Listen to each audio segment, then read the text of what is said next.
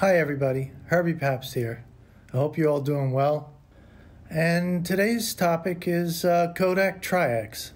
I've been shooting Tri-x most of my life, and I'm no spring chicken. I'm going to be 70 in 6 weeks. And I wanted to tell you the things that come to mind when I think of Kodak Tri-x. One of the first films I ever shot was Tri-x, and that was back in the early 70s. That's when I got my first SLR. There's still something special about it. I see it on the shelf, and I just say to myself, you know, I know that name. I know it for so many years. I know that name. But what happens is that we try other films and whatnot, but we end up with the stuff that we feel comfortable with. Kodak Tri-x reminds me of being young. I also remember Tri-x to be a very expressive type of film. So I have to ask myself, why do I shoot film? Why do I continue to do this? Why do I keep banging my head against the wall with a roll of film? There's something about the way it tells the story.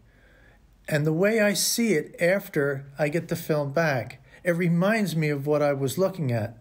So many times in digital, I have a Nikon D850, and I will take a shot that I see in front of me. I'll get it back home, put it in the editor, put it in Lightroom, and all of a sudden, it's not quite the way it was. I have to adjust here. I do a little adjusting there. And I'm not quite there all the time. Now, it's not to say that I don't end up shooting digital and making shots that I just love. I do. But when it comes to film, it forces me to accept what I got. The most I do with it is set an exposure. I set the black levels, and I set the white levels. And I look at it, is that what I saw? And I go, yeah, that is or it isn't.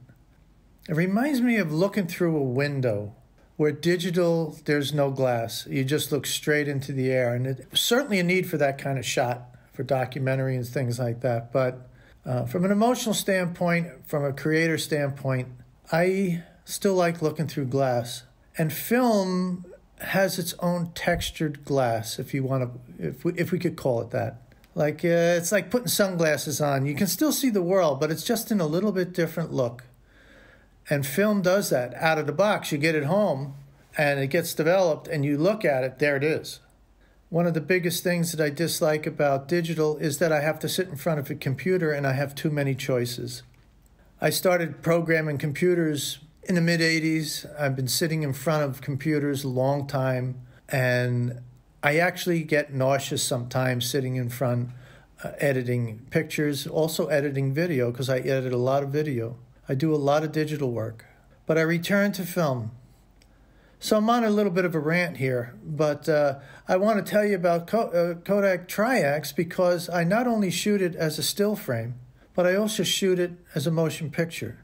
It's not Tri-x 400, it's Tri-x 200. It's one of the old school film stocks. And I'm just so happy that it's still around. Because I try all the other black and whites, and a lot of people swear by Ilford and things like that. And I love Ilford too. But Tri-x, for some reason, just locks in with me.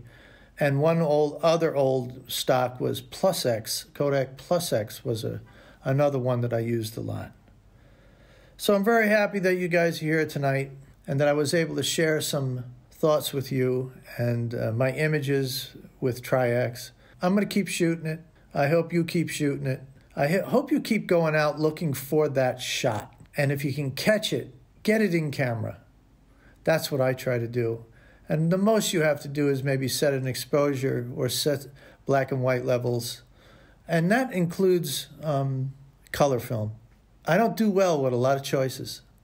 I start doing stuff and bending stuff and turning pictures into stuff that just was never meant to be.